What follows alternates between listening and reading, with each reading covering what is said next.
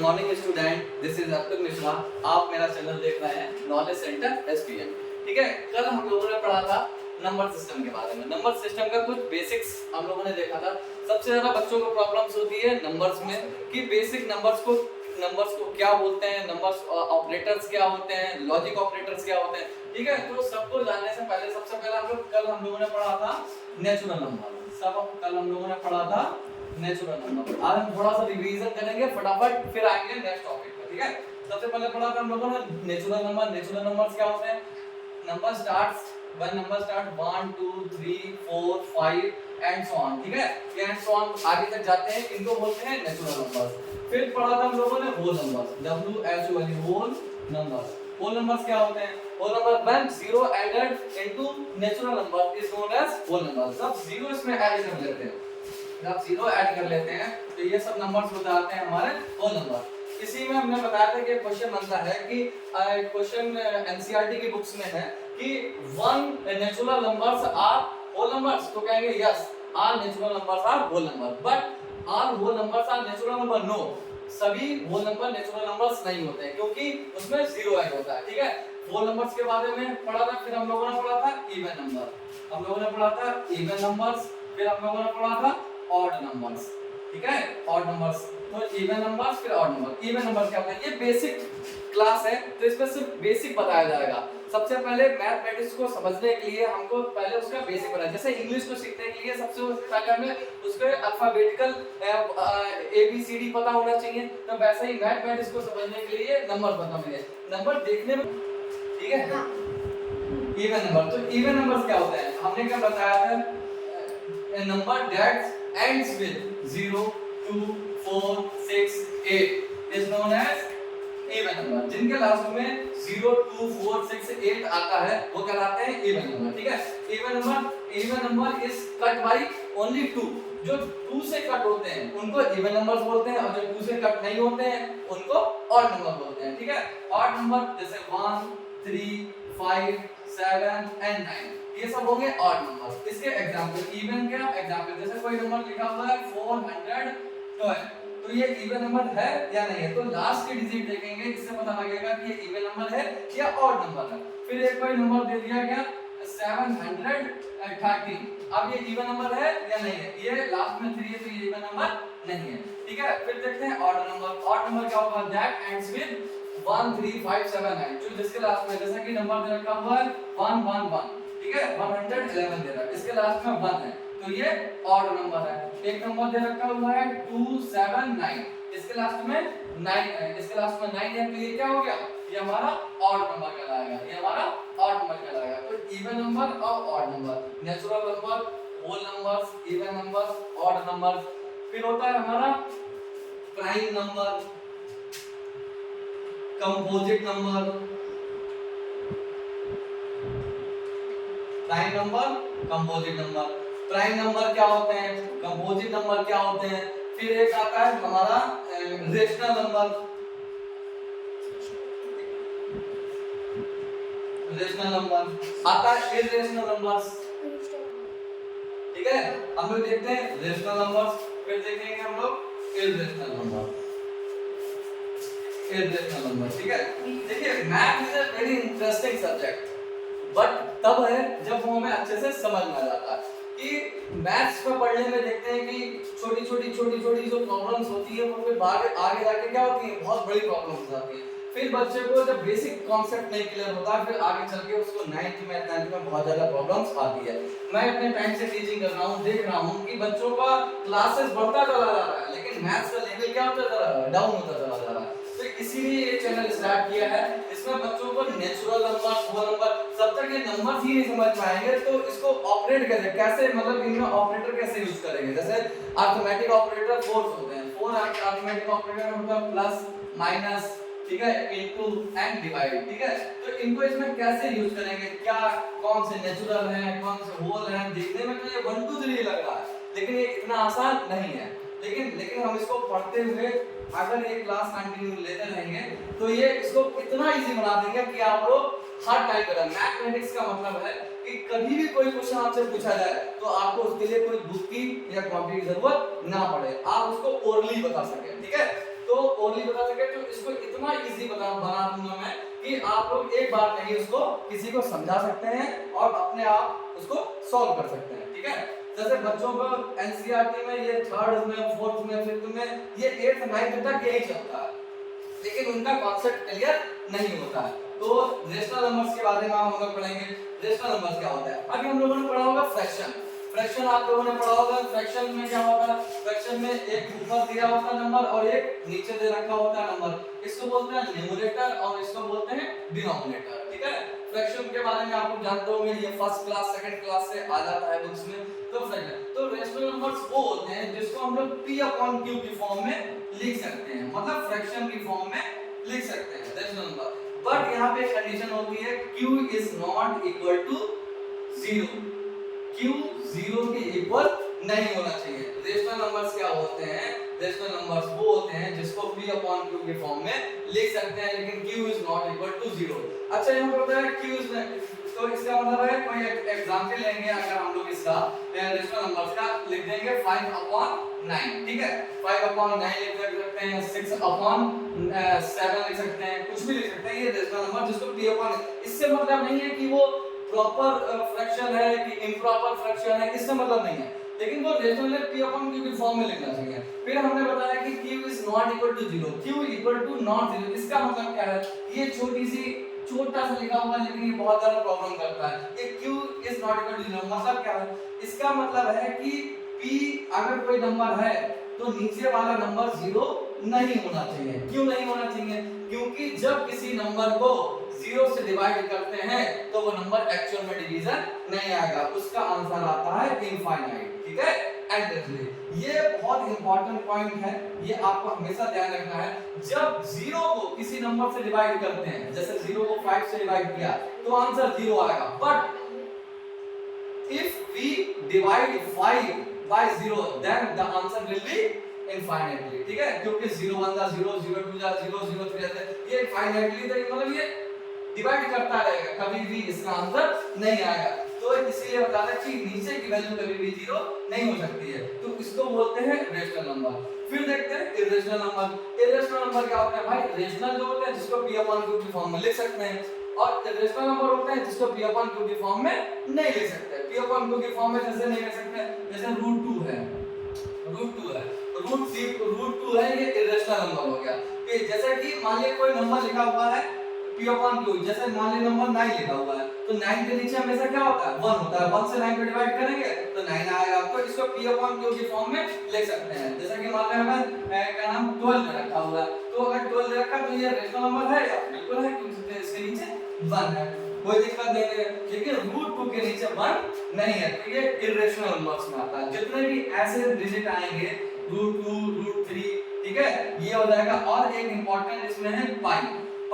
ये जो पाई होता है ये भी इरेशनल नंबर्स में आता है। क्यों इरेशनल नंबर्स में आता है? क्योंकि पाई की वैल्यू, अब आप कहोगे कि पाई की वैल्यू तो 22/7 होती है, लेकिन जो पाई की वैल्यू हम लोगों ने अभी तक पढ़ते आए हैं, ये 22/7 होती है या 3.14 होती है, वो एग्जैक्ट वैल्यू नहीं होती है। वो कभी भी पाई की एग्जैक्ट वैल्यू नहीं होती है। पाई का यूज कहाँ मिलता है? पाई का यूज सबसे पहले हमको मिलता है सर्कमफेरेंस में। सर्कमफेरेंस मतलब सर्किल में। सर्किल में हम लोग पाई का यूज यहाँ पे होता है, सर्कमफेरेंस होता है, ठीक है। 2πr इसकी रेडियस होती है, ये r, यहीं पे हम लोग को पाई का यूज होता है। सबसे पहले हमारा इंट्रो पाई का यहीं पे होता है, ठीक है। तो पाई क्या है उसके बारे में डिटेल में आगे बताएंगे, लेकिन पाई एक इरेशनल नंबर में आता है, ये आपको ध्यान रखना है। फिर पूछेंगे इरेशनल नंबर √2 है, √3 है, क्या √25 भी हो सकता है इरेशनल नंबर? √25 भी इरेशनल नंबर है ना, ये है रेशनल नंबर। क्यों है √25 का रेशनल नंबर? √25 इसलिए है क्योंकि √25 का मतलब है कि रूट का मतलब होता है, अच्छा हाँ, ये बच्चों को रूट में बहुत प्रॉब्लम्स होती है कि रूट में ये कहीं पे रूट लेकर ऐसा लिखा होता है, कहीं पे 3 लिखा होता है, कहीं पे 5 लिखा होता है। इसका मतलब क्या होता है? देखिए, इसका मतलब होता है, रूट का मतलब होता है वही उसके अंदर ऐसा नंबर लिखा हुआ है वो 2 टाइम्स मल्टीप्लाई करने पर वो नंबर आता है। 25 की वैल्यू होगी 5 × 5, ठीक है। तो इस जब रूट का मतलब होता है यहाँ पे 2, यानी वो वैल्यू 2 टाइम्स अंदर है। अगर वो वैल्यू 2 टाइम्स है अंदर, तब ये रूट से एक बाहर आ जाता है, इसका पेयर बन जाता है। तो 5 √25 का जो आंसर होगा वो क्या होगा? 5 होगा। तो √25 25 को जब निकालेंगे तो ये क्या सॉल्व हो क्या आएगा, रूट जब 25 को निकालेंगे तो ये हो क्या आएगा 5 आएगा। अब 5 के नीचे 1 लिख सकते हैं तो 5/1 इज इरेशनल, तब ये 5/1 इरेशनल नंबर में नहीं होगा। हाँ तो ये बता रहा था मैं इंटीजर्स इरेशनल नंबर में 25 इरेशनल नंबर नहीं होगा, वो होगा रेशनल नंबर, क्योंकि 25 के फैक्टर करेंगे तो 5 मिलेगा और 5 के नीचे 1 लिख सकते हैं, तो ये किस में चला जाएगा, ये चला जाएगा रेशनल नंबर में। ठीक है, ऐसे नंबर जिनके फैक्टर करने पर हमें एक कांस्टेंट वैल्यू एक रियल नंबर मिल जाता है, नहीं समझे, तो अगर पूरा नंबर मिल जाता है बिना रूट के तो वो हो जाएगा रेशनल नंबर्स में चला जाएगा। रेशनल नंबर्स के बाद हम लोग पढ़ेंगे इंटीजर्स। अब हम लोग पढ़ेंगे इंटीजर्स। इंटीजर्स क्या होते हैं, ठीक है, इंटीजर्स में बहुत ज्यादा प्रॉब्लम्स होती है बच्चों को। इंटीजर क्या है, इंटीजर इसमें 0 है तो इंटीजर होगा या नहीं होगा, ठीक है।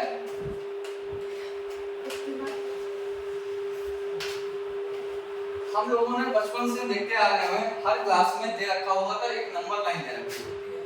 नंबर्स को हम लोग पढ़ते हैं बेसिकली किससे, नंबर लाइन से, ठीक है। नंबर लाइंस पे मल्टीप्लाई करना है, नंबर लाइन पर प्लस करना है, ठीक है। नंबर लाइंस ऐसे ही इसमें हिस्ट्री में होती है, टाइम लाइंस, ठीक है। तो नंबर लाइंस में होता है, नंबर लाइन से हम लोग इंटीजर्स को समझेंगे। नंबर लाइन में होता है, बीच में होता है 0, और जो राइट साइड जाते हैं तो वो नंबर्स 1 इसमें जाते हैं प्लस में, ठीक है। ये नंबर लाइन में जो नंबर जाते हैं +1 +2 +3 +4 +5 +6 और +7, ठीक है। और जब इधर जाते हैं लेफ्ट की तरफ, जब लेफ्ट की तरफ जाते हैं तो ये होता है, तो ये सेम डिस्टेंस में रहते हैं, तो ये आएगा -1 -2 -3 -4 -5 एंड -6, ठीक है।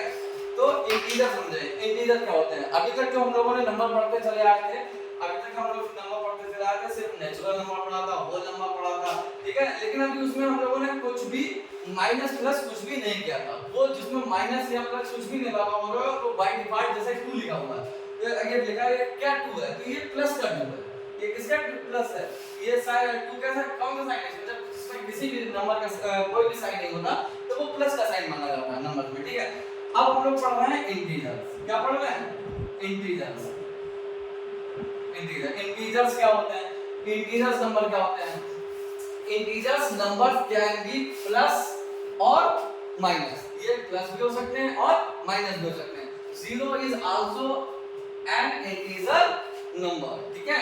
तो इंटीजर नंबर क्या हो सकते हैं, +1 +2 +3, ठीक है, +4 0 -1 -2 -3 -4, ये सब क्या होते हैं, ये इंटीजर्स होते हैं, ठीक है। तो इंटीजर्स समझ में आया। तो सबसे पहले किसी भी सब्जेक्ट को पढ़ने के लिए उसका हमें बेसिक पता होना चाहिए।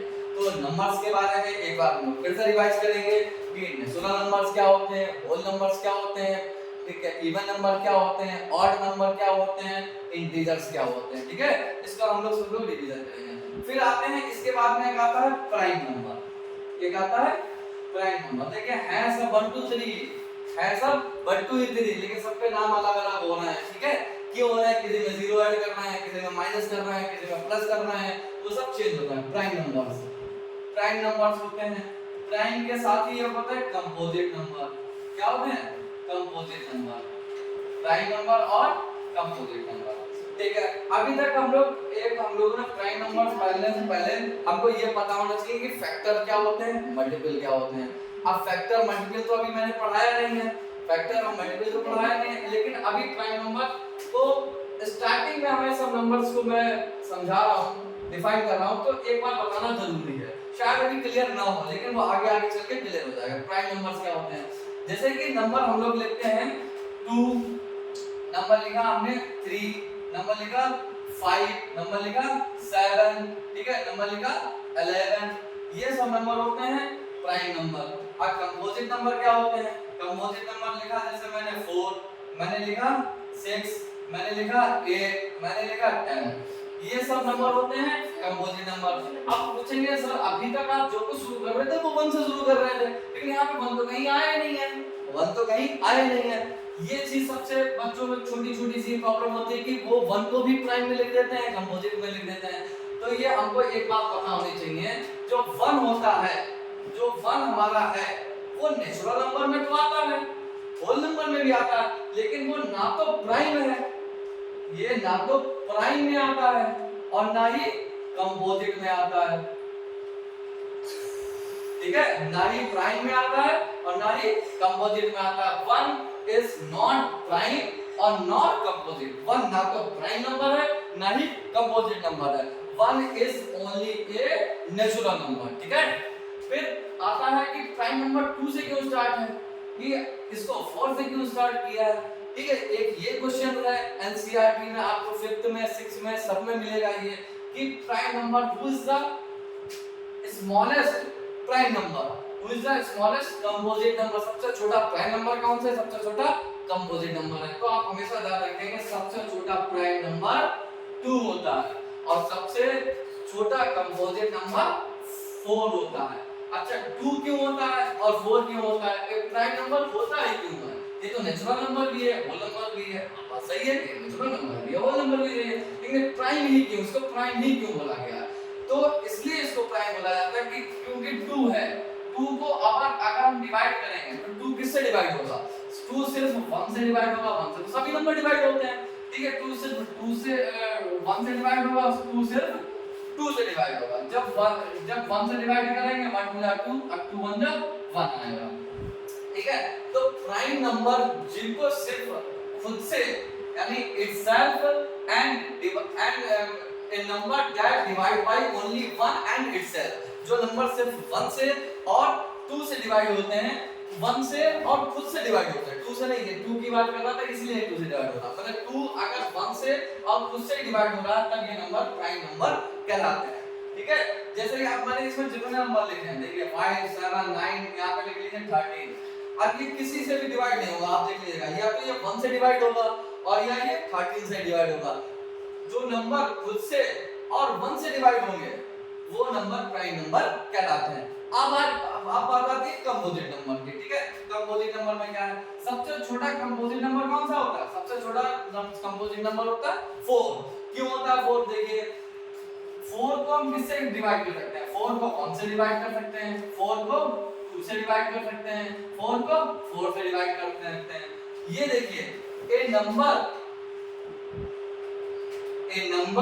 which is divisible by 1 and itself and other number, ठीक है। आपने एक से हो रहा है, ठीक है, ये जैसे 2 से हो रहा है, 1 से हो रहा है, 2 से हो रहा है और ये 4 से भी हो रहा है, ये सिर्फ 2 नंबर से ही डिवाइड होगा, 1 से और खुद से, ठीक है। ये क्या होगा, इसके ये एक से 2 नंबर से ज्यादा से नंबर से डिवाइड होगा, जैसे कि 4 था ये तो 3 नंबर से डिवाइड हो रहा था, अब हम लोग ले लेते हैं 6, यहाँ पे 6 ले लिया, ये 1 से डिवाइड होगा, फिर ये 2 से भी डिवाइड होगा, ये 3 से भी डिवाइड होगा और ये 6 से भी डिवाइड होगा, ये 6 से भी डिवाइड होगा। तो आप देख रहे हैं कि कंपोजिट नंबर में वो उसके जो फैक्टर होते हैं वो 2 से ज्यादा होते हैं, ठीक है। आप वो सोचेंगे सर ये फैक्टर क्या बता दिया, फैक्टर का मतलब है जिससे वो नंबर डिवाइड होता है वो उसका फैक्टर कहलाता है, ठीक है, जिससे वो डिवाइड होगा वो उसका फैक्टर कहलाता है। स्टार्ट। तो कंपोजिट नंबर क्या होगा, जो नंबर जो जिसके फैक्टर 2 से ज्यादा, मतलब खुद से भी डिवाइड हो रहा हो, 1 से भी डिवाइड हो रहा हो और किसी नंबर से भी डिवाइड हो रहा है, जैसे कि हमने 6 का लिया एग्जांपल, 8 का एग्जांपल ले लिया, ठीक है, 8 1 से भी होगा, 8 2 से भी होगा, 8 4 से भी होगा और 8 से भी होगा, ठीक है, इसके 2 से ज्यादा फैक्टर है तो वो नंबर कहलाएंगे कंपोजिट नंबर। अगर आपको ये ठीक लगा हो तो आप मेरे चैनल को सब्सक्राइब कर सकते हैं, मेरा चैनल का नाम है नॉलेज सेंटर SPN @अर्पित मिश्रा, ये अगर आप सर्च करेंगे गूगल पे या क्या नाम है YouTube पे सर्च करेंगे तो जब YouTube पे सर्च करेंगे तो इस नाम से आ जाएगा ये चैनल, ठीक है, तो इस चैनल को देख सकते हैं। तो अभी हम लोगों ने नंबर्स के बारे में जाना था, कल हम लोग कुछ डिविजिबिलिटी के बारे में जानेंगे, ठीक है, जो सबसे ज्यादा प्रॉब्लम करता है डिविजिबिलिटी का मतलब होता है कि कौन सा नंबर किस नंबर से कट होगा, कौन सा नंबर किस नंबर से कट नहीं होगा, ठीक है, तो वो सब हम लोग इस चीज के बारे में जानेंगे, ठीक है। अभी तो हमें नंबर्स के बारे में जाना है कि कौन सा नंबर किस नंबर को क्या कहते हैं, अगर प्लस है माइनस है तो क्या होगा, प्राइम नंबर क्या है, कंपोजिट नंबर क्या है, ठीक है। कल हम लोग जानेंगे डिविजिबिलिटी के बारे में, ठीक है। तो कल हमारा नया वीडियो आएगा, उसको देखने के लिए आप हमारे चैनल को सब्सक्राइब कर सकते हैं और लाइक भी कर सकते हैं।